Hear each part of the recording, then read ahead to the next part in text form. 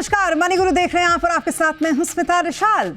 आपके भी दफ्तर में आपसे ये पूछा जा रहा है कि आप कौन से टैक्स रिजीम में रहना चाहते हैं और आप कंफ्यूज हैं कि सैलरी स्लैब के हिसाब से आपके लिए कौन सा रिजीम सही रहेगा।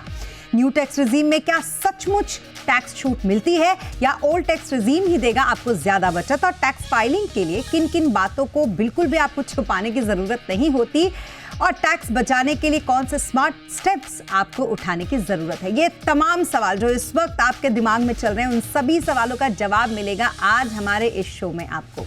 इस शो में हमारे साथ है टैक्स एक्सपर्ट सुनील गर्ग, साथ ही टैक्स कनेक्ट एडवाइजरी के पार्टनर विवेक जालान भी इस वक्त हमारे साथ हैं। आप दोनों का बहुत स्वागत है हमारे साथ इस शो पर। और मैं सुनील जी आपसे शुरू करती हूँ। दफ्तर में सबके मेल आ चुका है, सबको ये बताना है अपनी तरफ से कि आप न्यू टैक्स रिजीम में रहना चाहते हैं या ओल्ड टैक्स रिजीम में रहना चाहते हैं। जाहिर सी बात है क्योंकि न्यू टैक्स रिजीम को डिफॉल्ट कर दिया गया है, तो अगर आप उसका जवाब नहीं देते हैं उस मेल का, तो आप by default new tax regime में चले जाएंगे। इसलिए बहुत ज़रूरी है कि लोग अपने लिए पहले से चुन लें कि कौन सा रिजीम वो चुनना चाहते हैं। लेकिन कन्फ्यूज़न ये है, मेरे भी दफ्तर में और हो सकता है बाकी लोगों के भी दफ्तर में ये कंफ्यूजन होगा कि वो ये समझ नहीं पा रहे कि उनका जो टैक्स रिजीम है उसके हिसाब, उनका जो स्लैब है उसके हिसाब से वो कौन सा रिजीम चुने। इस कंफ्यूजन को आज दूर करना है। सुनील जी आपसे शुरू करती हूँ मैं, बताएं जरा कैसे दूर किया जाए इस कंफ्यूजन को। देखिए सिमता, ये जो साल है 26-27 बड़ा यूनिक ईयर है। ये 25-26 फाइनेंशियल ईयर के लिए होगा असेसमेंट ईयर, और 26-27 के लिए होगा टैक्स ईयर। तो पहली बात तो ये याद रखनी है सबको। दूसरा, जो पिछले बजट में मैडम फाइनेंस मिनिस्टर ने 12 लाख की छूट दी थी, उसका ये पहला साल है रिटर्न फाइल करने का।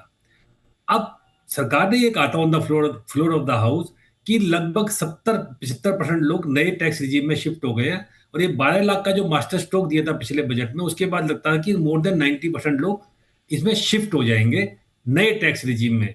परंतु सैलरीड एम्प्लॉयज के लिए अभी भी मौका है कि वो अपना टैक्स कैलकुलेट कर लें कि नए रिजीम में ठीक है या पुराने रिजीम में ठीक है, क्योंकि सैलरीड एम्प्लॉय को सरकार ने बेनिफिट दिया है कि आप हर साल रिजीम चेंज कर सकते हैं। मैं हर बार ये कहता हूं अपने शो पे कि पुराना रिजीम इतना बुरा नहीं है, इतना बुरा बच्चा नहीं है कि उसको त्याग दिया जाए। और शायद सरकार ने ये सोचकर ही इस नए इनकम टैक्स रूल जो 2026 में आए हैं उसमें कुछ और भी छूटे दिए हैं, एजुकेशन अलाउंस को लेके, मील वाउचर को लेके, और आपको हॉस्टल अलाउंस को लेके भी छूट दी, और बहुत बड़ी छूट दी है उसके लिए। अब करना क्या है, मतलब थंब रूल क्या होना चाहिए। देखिए आपको पता होगा पुराने टैक्स रिजीम में 5 लाख रुपए पर कोई टैक्स नहीं लगता है।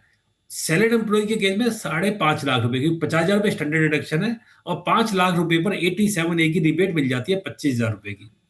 नए टैक्स रिजीम में फाइनेंशियल ईयर 25-26 में 12,75,000 12,75,000 पे कोई टैक्स लेगा। मैं सैलरीड एम्प्लॉय की बात कर रहा हूं, यानी दोनों रिजीम में 7,25,000 रुपए का डिफरेंस है। इसका मतलब क्या हुआ? इसका मतलब हुआ कि आपकी एचआरए की छूट मिलाकर आपकी एटीसीसीडी, आपकी एटीसी 1.5 लाख और 50,000 की 2 लाख, और आपका एजुकेशन लोन या आपने कोई और डिडक्शन क्लेम किया, वो अगर 7 लाख रुपए से ज्यादा है तो फिर आपको नए रिजीम की बजाय पुराने रिजीम में ही फायदा होगा। और विशेषकर जो 20 लाख के, 30 लाख के, 40 लाख के स्लैब वाले हैं, यानी अगर आपको हाउस रेंट अलाउंस मिलता है, आप मेट्रो सिटीज में रहते हैं, हाउस रेंट अलाउंस आपको मिलता है, और जो कि सैलरी का 40 से 50% होता है, तो कृपया अपना टैक्स रिजीम चुनने से पहले उसकी कैलकुलेशन जरूर कर लीजिए कि आपने जो रेंट दिया, हाउस रेंट कितना मिला। और आपको बताऊंगा हाउस रेंट अलाउंस अभी सरकार ने इस नए रूल्स में 4 शहरों को और बढ़ा दिया है। जो पहले 4 मेट्रो शहर थे उसमें 4 और जोड़ दिए, जहां 50% तक का एचआरए पे आपको छूट मिल सकती है। तो विशेषकर वो लोग जो एचआरए जिनके पास है, हाउस रेंट अलाउंस है, और जो 1.5 लाख और 50,000, 2 लाख की छूट तो सभी क्लेम किया करते थे ऑलमोस्ट, या जिनके पास में एजुकेशन लोन चल रहे हैं, या जिनके पास कुछ स्पेशल डिडक्शंस हैं, जैसे डिसेबल्ड चाइल्ड के लिए है, या आपके पास में बैटरी व्हीकल्स के लिए है, तो ऐसे कोई लोग हैं तो वो एक बार जरूर कैलकुलेट कर ले। और मैं थंब रूल दे दिया, 7 लाख रुपए की डिडक्शन अगर आप क्लेम कर सकते हैं इंक्लूडिंग एचआरए, ये ध्यान रखना है, तो फिर आपको ओल्ड रिजीम ही फायदेमंद है। बिल्कुल। अक्सर ऐसा होता है ना, मोटी कमाई वालों को ओल्ड टैक्स रिजीम बड़ा अच्छा लगता है। सुनील जी इतनी पैरवी करते हैं उसकी मैं तो बस ऐसे ही मजाक कर रही हूँ, लेकिन हाँ अक्सर मैंने देखा है आप उसको बहुत अच्छा बच्चा मानते हैं। विवेक, जब मैं आपके पास में आती हूँ, कौन से वो लोग हैं जिनको न्यू टैक्स रिजीम को कंसीडर नहीं करना चाहिए, क्योंकि क्यों करना चाहिए ये तो हमने जाना फिलहाल सुनील जी से। क्या फ़ायदा इसमें नहीं मिलता है जिसको देखते हुए आप इसको कंसीडर ना करें? कुछ ऐसे एम्प्लॉयज़ हैं जो ना करें तो उनके लिए ज़्यादा बेटर रहेगा। जी स्मिता जी, पहले हम ये क्लैरिफाई कर लें कि हम ये कौन से साल के रिटर्न के लिए बात कर रहे हैं, क्योंकि अभी इसमें थोड़ा कन्फ्यूजन है। अभी हम बात कर रहे हैं फाइनेंशियल ईयर 25-26 की, जिसका हम रिटर्न डालेंगे 31 जुलाई या 31 अगस्त या 30 सितंबर को। अगर वो है तो अभी जो 30 मार्च को आपके मनी ग्रू में एक शो था, उसमें हमने बात की, काफ़ी सारे डिडक्शंस की। तो वो जो नए डिडक्शंस हैं, जो ज़्यादा डिडक्शंस हैं, वो ओल्ड टैक्स स्लैब में रिजाइम में अभी के लिए 25-26 के लिए एप्लीकेबल नहीं हैं। अगर हम 25-26 की बात करें तो पुराने रूल्स ही एप्लीकेबल है, नए जो 2026 के रूल्स हैं वो एप्लीकेबल नहीं है। उसे मद्देनजर रखते हुए हम अगर एक थंब रूल देखें तो सैलरीड एम्प्लॉयज़ के लिए अगर 40 से 50 साल की एज ग्रुप के सैलरीड एम्प्लॉयज़ है, जिनका लगभग 20 से 40 लाख रुपया सैलरी है, तो और जिनके 2 बच्चे हैं, और वो HRA की डिडक्शन, जो अपनी डिडक्शन है जो सुनील जी ने कहा, वो सारा लेते हैं, तो उनके लिए ओल्ड टैक्स रिजाइम जनरली ज़्यादा एप्लीकेबल होता है, ज़्यादा बेनिफिशियल होता है। परंतु हमने लास्ट इनकम टैक्स रिटर्न के टाइम पे देखा है कि गवर्नमेंट उसमें स्क्रूटनी बहुत करती है। जो हम डिडक्शंस लेते हैं उसकी खासा स्क्रूटनी होती है। काफ़ी जनों ने हमने देखा कि जो गलत डिडक्शंस ले लिए थे उनको रिवर्स करना पड़ा वो स्क्रूटनी के लिए। तो अपने डिडक्शंस जो है वो ठीक से देख ले। अभी सुनील जी ने कहा कि 7 लाख रुपए का थंब रूल है, मैं उसको एक स्टेप और आगे ले जाऊंगा। अगर आपकी इनकम जो है वो 20 लाख रुपए है तो 7 लाख रुपए तो 8 लाख रुपए का डिडक्शन अगर आपको मिलता है तो आपके लिए ओल्ड टैक्स रिजीम ज़्यादा बेनिफिशियल है, इंक्लूडिंग HRA। लेकिन अगर आपकी इनकम 40 लाख रुपए है तो आपके लिए वो डिडक्शन 8 लाख रुपए से बढ़ के आपके लिए, अगर वो 10 से 12 लाख रुपए आप डिडक्शन लेते हो, तभी आपके लिए ओल्ड टैक्स रिजीम ज़्यादा बेनिफिशियल है। नहीं तो आप without deduction simplified new tax regime में आप जा सकते हैं।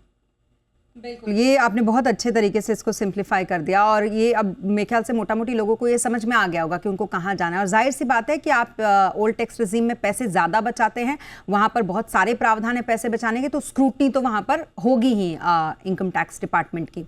आपके पास मैं आती हूँ सुनील जी। एक चीज़ जो हर दफ्तर में वो हो रहा है, और वो ये कि जो भी ध्यान नहीं दे पा रहा है उस मेल पर, जो मेल उसको आ रहा है अपने टैक्स रिजीम को ऑप्ट करने की, तो एक डिफ़ॉल्ट ऑप्शन है कि आपको न्यू टैक्स रिजीम मिल जाएगा।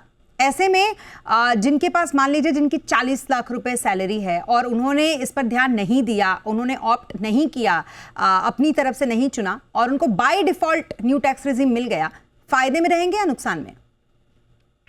नहीं, जैसे अभी बताया मेरे को स्पीकर ने भी कि आपको और उन लोगों को ज्यादा फायदा जिनको हाउस रेंट अलाउंस भी मिलता है, साथ में जो नॉर्मल डिडक्शंस हैं, 1.5 लाख की ATC और ATCCD और 50,000 रुपए का मेडिक्लेम, 25,000 का मेडिक्लेम, 75,000 का, प्लस में अगर आप HRA भी ले रहे हो। ऐसे केस भी है जहां पे हाउस रेंट अलाउंस भी मिल रहा है। आप डेपुटेशन पे बॉम्बे से दिल्ली शिफ्ट हो गए, आपका बॉम्बे में फ्लैट है, तो आपके दो फ्लैट आप रख सकते हैं। तो अब वहां पे मान लीजिए आपका हाउसिंग लोन भी चल रहा है, तो उन केसेस में ये फायदेमंद चीज होगी। तो उसके लिए आपको कैलकुलेशन करनी है। अब एक सवाल और उठता है कि मान लीजिए मैंने अपने ऑफिस में कुछ लिख के नहीं दिया और मैं नए रिजीम में मेरा टैक्स कर दिया, तो क्या मैं बाद में ओल्ड रिजीम को चूज कर सकता हूं? आंसर इज यस, आप कर सकते हैं। आप जब रिटर्न फाइल करेंगे इनकम टैक्स की 31 जुलाई 2026 को, तब भी आप चूज कर सकते हैं। और आपको लगता है कि मेरा ओल्ड रिजीम से टैक्स कम बन रहा है, तो आपका रिफंड आप उस पर क्लेम कर सकते हैं। लेकिन अभी विवेक जी ने बड़ी अच्छी इंपॉर्टेंट बात कही थी, जो ओल्ड रिजीम चुन रहे हैं, अब सरकार आपको बाय डिफॉल्ट डिडक्शन नहीं दे रही है। अब हमारे सामने बड़े केस आए जहां पे लोगों ने सारे जितने भी सेक्शन सबको टिक कर देते थे, ATC, ATCCD, ATD, ATE, कभी एजुकेशन लोन ले लिया फिर भी टिक कर दिया करते थे। और विशेषकर जिन लोगों ने सरकार को मूर्ख समझा हुआ है, सॉरी टू से, या सरकार को समझते हैं कि वो उसको कुछ नहीं जानती है, वो ऐसी गलती ना करें, विशेषकर जिन लोगों ने पॉलिटिकल पार्टीज को डोनेशन दिया, फर्जी पॉलिटिकल पार्टीज को, जिन्होंने ATG फर्जी ट्रस्ट को डोनेशन दी है, उनको सबको केस स्क्रूटनी में आए हैं, सबको नोटिस आए हैं, क्योंकि वो फर्जी डिडक्शन थी। तो फर्जी डिडक्शन का जो मोह है ना, कि मैं फर्जी डिडक्शन क्लेम करके और मैं ओल्ड एज का फायदा ले लूंगा, तो वो दरवाजे आपके लिए बंद हो चुके हैं। सरकार के पूरे कैमरा, पूरी नजर आपके ऊपर है। हाँ, जेन्युइन टैक्स प्लानिंग है, जैसे मैंने आपको एग्जांपल दिया, तो फिर आप ओल्ड रिजीम को चुन सकते हैं। At the time of return filing भी आप चुन सकते हैं, उसमें कोई दिक्कत नहीं है। लेकिन अगर आप ATC चुन रहे हैं तो आपको पूरी डिडक्शन की डिटेल देनी है। अगर मेडिकल ले रहे हैं तो आपको इंश्योरेंस पॉलिसी की डिटेल देनी है। अगर आप कोई और छूट क्लेम कर रहे हैं तो इवन HRA में, मैं फिर बता रहा हूं और बार बार बताता हूं, हाउस रेंट अलाउंस में बड़े बोगस क्लेम होते हैं। आपका मकान किसी और के नाम से है, आपने रेंट किसी और को दे दिया। आपके पेरेंट्स के नाम से मकान है, आप उसमें रहते हैं, आप उनको रेंट दीजिए, कोई दिक्कत नहीं है, लेकिन दीजिए और उनकी रिटर्न में उसको दिखाइए, उसका पैन नंबर दीजिए। यानी आपको सरकार ने कंप्लायंसेस बहुत बढ़ा दिए हैं। आप जो भी डायरेक्शन क्लेम करेंगे उसकी प्रॉपर रिसीट, उसका प्रॉपर कंप्लायंस आपको करना पड़ेगा। आप नहीं करेंगे तो फिर वही होगा, सावधानी हटी दुर्घटना घटी, और फिर आपको इनकम टैक्स से नोटिस आना शर्तिया है, इसमें कोई छूट नहीं है। लेकिन विवेक जी, एक चीज़ जो मैं यहाँ पर, मुझे लगता है बहुत सारे लोगों ने इसको फेस किया है ओल्ड टैक्स रिजीम में, और ये लास्ट मोमेंट पे हमेशा होता था कि जब भी उनको लगता था कि टैक्स बचाना है तो उनको लगता था कहीं ना कहीं तो इन्वेस्टमेंट करना ही होगा, और फिर इसको पूछा उसको पूछा, कौन सा मेडिक्लेम ले लूँ, कहाँ से कौन सा बीमा खरीद लूँ। इस तरीके के पैनिक सिचुएशन में लोगों ने ज़बरदस्ती निवेश किया है ओल्ड टैक्स रिजीम में पैसे बचाने के लिए। ये हैबिट भी तो सही नहीं है जी। मैं आपको एक बात बताना चाहूँगा और आपको कॉन्ग्रेचुलेट करना चाहूँगा मनी गुरु को। 30 मार्च को जो हमारा प्रोग्राम हुआ था, उसके ठीक दूसरे दिन 31 को मुझे गुड़गांव से एक फ़ोन आया था। उन्होंने आपका शो देखा मनी गुरु का जी न्यूज़ पे, और उनके एम्प्लॉयर जो हैं, उनके एम्प्लॉयर ने उनको 14% का जो NPS का कंट्रीब्यूशन नहीं किया था न्यू टैक्स रिजाइम में। तो वो कह रहे थे जी मेरा ये, तो मैंने कहा कि आप अपने एम्प्लॉयर को बोलिए आज ही कंट्रीब्यूट करने के लिए। तो ये बहुत ही सरल उपाय है न्यू टैक्स रिजाइम में जिसका आप बेनिफिट ले सकते हैं। तो आपने सही कहा कि एकदम अंत मोमेंट पे, एंड मोमेंट पे ये नहीं करना चाहिए। अभी साल की शुरुआत है, तो जो टैक्स ईयर 26-27, इसमें आप अपनी प्लानिंग करें, और जो डिडक्शन है हमारे, अगर ओल्ड टैक्स रिजाइम में है आप, तो आपको 80C की जो डिडक्शन है उसमें काफ़ी सारे इंस्ट्रूमेंट्स हैं, जैसे म्यूचुअल फंड है, PPF एक बहुत अच्छा इंस्ट्रूमेंट है जिसमें आपको अभी भी इंटरेस्ट मिलता है और जिसकी रिडेम्पशन भी जो टैक्स फ्री होती है। NPS नेशनल पेंशन स्कीम, मैं अभी भी कहूँगा एक बहुत अच्छा इंस्ट्रूमेंट है जो न्यू टैक्स रिजाइम में भी है। आप अपनी 14% ऑफ बेसिक सैलरी जो है उसको आपके एम्प्लॉयर अगर निवेश करते हैं तो आपको उसकी डिडक्शन मिलेगी, प्लस आप खुद भी उसमें 10% ऑफ बेसिक सैलरी इन्वेस्ट कर सकते हैं। इवन अगर आप सेल्फ एम्प्लॉयड हैं तो भी आप अपना 50,000 रुपीज़ उसमें इन्वेस्ट कर सकते हैं। तो ऐसे बहुत सारे इंस्ट्रूमेंट्स हैं, इसकी आज से प्लानिंग स्टार्ट करें, एंड में ना करें। और अगर आपको म्यूचुअल फंड जैसे करना है तो आप SIP करें। अभी आप देख रहे हैं स्टॉक मार्केट में उथल पुथल चल रहा है, तो अगर आपको मान लो 1.5 लाख रुपए करना है साल में इन्वेस्टमेंट, तो हर महीने आप 13 हज़ार रुपये करके करें, तो आपको यहाँ पे भी इनकम आएगी, आपकी टैक्स सेविंग भी ज़्यादा होगी और आपका मुनाफा दुगना होगा। बिल्कुल। एक चीज़ और जो मैं यहाँ पर ऐड करना चाहूँगी कि बहुत ऐसे भी लोग हमने देखे हैं जो उतने अवेयर नहीं होते कि कहाँ कहाँ पर पैसे बचाए जा सकते हैं, मतलब कहाँ निवेश करके पैसे वो बचा सकते हैं। और कई लोग सिस्टम में बहुत सारा पैसा टैक्स के थ्रू पे कर रहे होते हैं, जो कि एक अच्छी बात भी है देश के लिए, लेकिन उनके लिए जब ऑप्शन दिया है गवर्नमेंट ने कि आप अपना टैक्स जो है वो बड़े अच्छे से बचा सकते हैं, तो फिर बचाइए ना, कीजिए निवेश, लेकिन हाँ समझदारी के साथ। आगे और भी जानेंगे इस पर पूरी क्लैरिटी, इस पूरे टैक्स रिजीम पर, एक ब्रेक के बाद।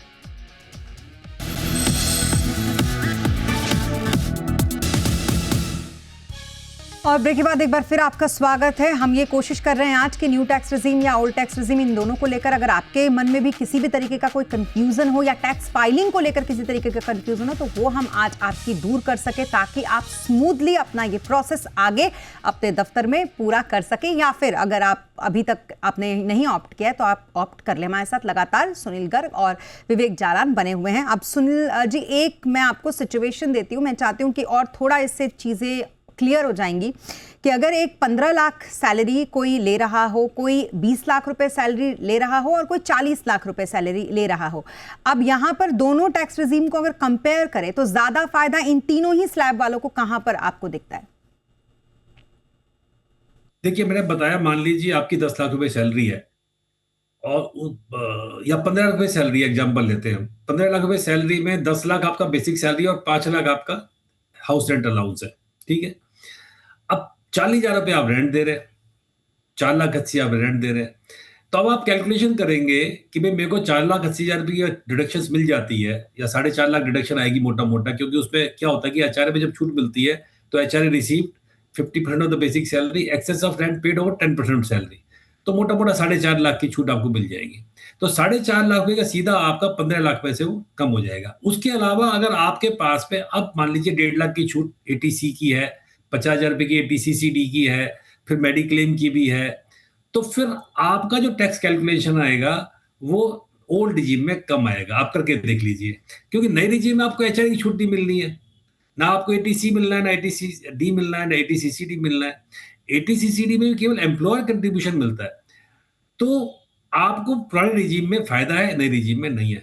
अगर हम इसको दूसरे समझे तो सरकार भी लेके आई थी। देखिए, जब मैडम फाइनेंस मिनिस्टर इसको लेके आई थी नई रिजीम को, तो जब हमने शुरू के शो में बात की थी कि जी लोग जो अनाप शनाप इन्वेस्टमेंट कर देते हैं केवल टैक्स बचाने के लिए, और जब आप at the early stage of your career होते हैं, जहां आपकी सैलरी कम होती है 1 लाख, 1.25 लाख, 1.5 लाख तक, तो फिर आपके पास पहली प्रायोरिटी है कि आप अपने एक्सपेंडिचर्स को, अपने जो इन्वेस्टमेंट, जो आपके डे टू डे एक्सपेंडिचर है, आप उनको करते हैं। इन्वेस्टमेंट के लिए पैसा नहीं होता, इसलिए सरकार का पर्पस था कि 12 लाख का मतलब है कि 1 लाख रुपये महीना की सैलरी है प्लस 75,000 रुपीज का आपके स्टैंडर्ड डिडक्शन आपको दे दी है। यानी 1 लाख रुपए की सैलरी वालों के लिए क्या भी आप कोई भी इन्वेस्टमेंट नहीं करेंगे तब भी हम आपको नुकसान नहीं होगा, आपको कोई टैक्स नहीं लगेगा।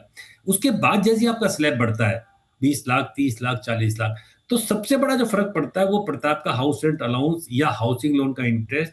इन दो फैक्टर से आपको इफेक्ट आता है।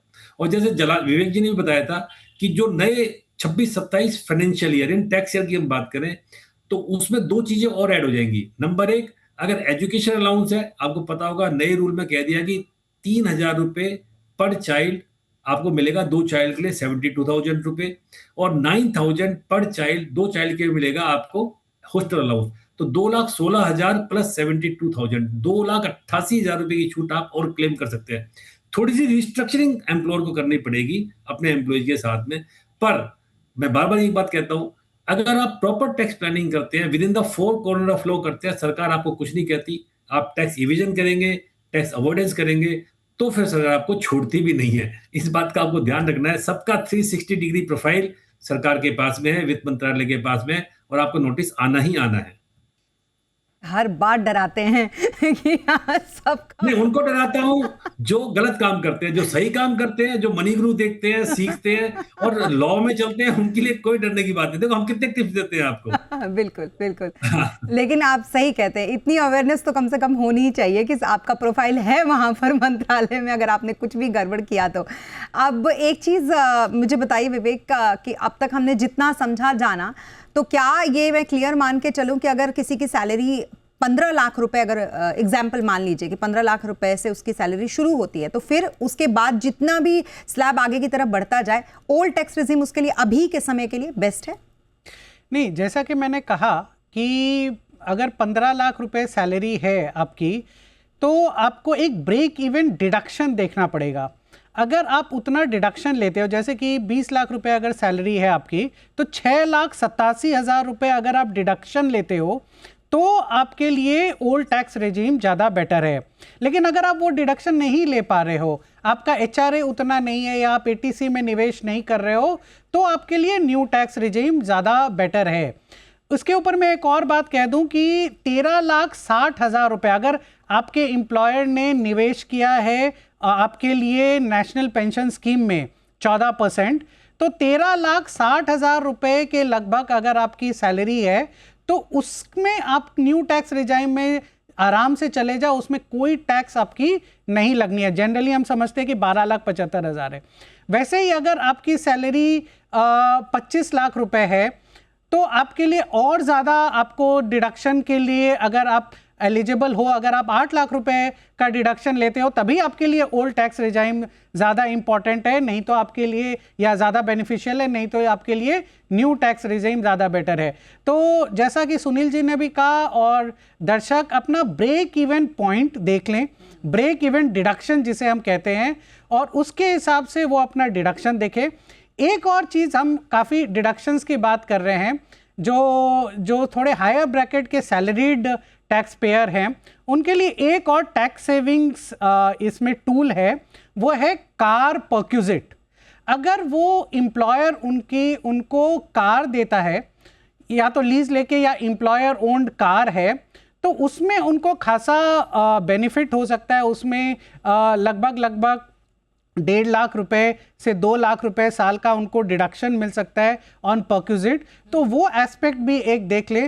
तो मिला जुला के ये सारे डिडक्शंस, कार अलाउंस और कार परक्यूजिट्स, ये सारा देख के ब्रेक इवन अपना डिडक्शन देखे और फिर डिसाइड करे कि ओल्ड टैक्स रिजाइम में जाना है या न्यू टैक्स रिजाइम में जाना है। इसके ऊपर एक और बात मैं कह दूं, जो लोग सिंप्लिसिटी खोजते हैं टैक्स में, उनके लिए तो हर समय न्यू टैक्स रिजाइम ही बेटर है, क्योंकि उनको कोई हिसाब नहीं रखना पड़ेगा, कोई वाउचर नहीं रखने पड़ेंगे, और आराम से वो अपना टैक्स फाइलिंग करे, टैक्स दे और अपने सैलरी जॉब में ध्यान दे। बिल्कुल बिल्कुल। और वो भी जो आपने इससे पहले भी कहा, वो भी जैसा कि मैंने भी कहा था ब्रेक पे जाने से पहले, कि बहुत सारे लोग नहीं उसका फ़ायदा उठा पाते हैं उस डिडक्शन का। तो अगर आप नहीं उठा पा रहे तो फिर आराम से रहिए न्यू टैक्स रिजीम में, जहाँ पर आपको ज़्यादा झंझट ही नहीं है। लेकिन सुनील जी मेरी बात से ताल्लुक नहीं रखेंगे क्योंकि उनको तो ओल्ड टैक्स रिजीम ज़्यादा पसंद है लेकिन फिर भी हाँ सुनील जी, मैं जाते जाते बस आपसे एक छोटा सा रिमार्क ये जानना चाहती हूँ, ओल्ड टैक्स रिजीम या new tax regime higher bracket वालों के लिए क्या सही है? नहीं, मैं आपको फिर बताता हूँ। नए टैक्स रिजीम में सरकार ने कहा है कि no deductions, no claim, simplified scheme है। आप कोई इन्वेस्टमेंट ना कीजिए, मतलब आप अपने खर्चे, आपकी जो डिस्पोजेबल इनकम है वो कहाँ खर्च करनी है ये आपके ऊपर है। ओल्ड रिजीम का मतलब है कि जहां पे आपको सरकार करे कहा कि आप इन्वेस्टमेंट कीजिए, क्योंकि वो दोनों खर्चे, उसमें डिडक्शंस खर्चे की भी है और इन्वेस्टमेंट की भी है। मैं हमेशा एक बात ये कहता हूं कि जो ओल्ड टैक्स रिजीम के कुछ प्रोविजंस हैं जो सरकार किसी पर्पज के लिए लाई थी, आप उनको बिल्कुल डिफीट ना कीजिए। और सरकार इस पे अब बैलेंसिंग पे आ गया, बैलेंसिंग मोड आ गया है। आपको खुद कैलकुलेट करना है कि आपको किस रिजीम में रहना है। तो थंब रूल वही अभी विवेक जी ने बताया, हमने भी पूरे शो में बताया कि जो एम्प्लॉइज हैं जो 12-15 लाख के स्लैब वाले हैं, उनको नए रिजीम में ही फायदा है। जो बड़े स्लैब वाले हैं 20 लाख, 25 लाख, 30 लाख, 40 लाख, उनको ओल्ड या नए में चुनना पड़ेगा, डिपेंडिंग ऑन कि आपका एचआरए की डिडक्शन कितनी है, आपकी बाकी छूट कितनी है। और आपको एक बात और पता होगा कि सैलरी में 7.5 लाख रुपए तक का जो कंट्रीब्यूशन होता है एम्प्लॉयर का, चाहे वो एनपीएस में है, चाहे वो पीपीएफ में, चाहे पीएफ में है, वो आपकी परक्यूजिट की वैल्यू में नहीं आता है। वो एक तरह से एग्जेम्प्ट इनकम होती है। यानी जब एम्प्लॉयर आपको कंट्रीब्यूट कर रहा है तो बाय डिफॉल्ट एम्प्लॉयज को भी कंट्रीब्यूट करना आता है उसमें, चाहे सुपर एनुएशन फंड है। तो आपको दोनों को बड़ा बैलेंसिंग, आपको ये समझो कि आपको धार पे चलना है और आपको अपनी आंखें, आपको आपके चक्षु, अपने कान सब खुले रखने हैं और आप उसकी कैलकुलेशन कीजिए। बिल्कुल सब खुले रखने हैं। और अभी भी आपको कोई क्लैरिटी ना मिली हो तो आपको मनी गुरु शो को एक बार फिर से रिपीट पे देखना है, आप समझ जाएंगे आपको कौन से टैक्स रिजीम में रहना है। इसी के साथ आप दोनों का बहुत शुक्रिया हमारे साथ इस शो पर जुड़ने के लिए। विवेक जी आपका भी और सुनील जी आपका भी। और इसी के साथ मनी गुरु के आज के इस एपिसोड में अभी के लिए बस इतना ही। आप बने रहें जी बिजनेस के साथ। नमस्कार।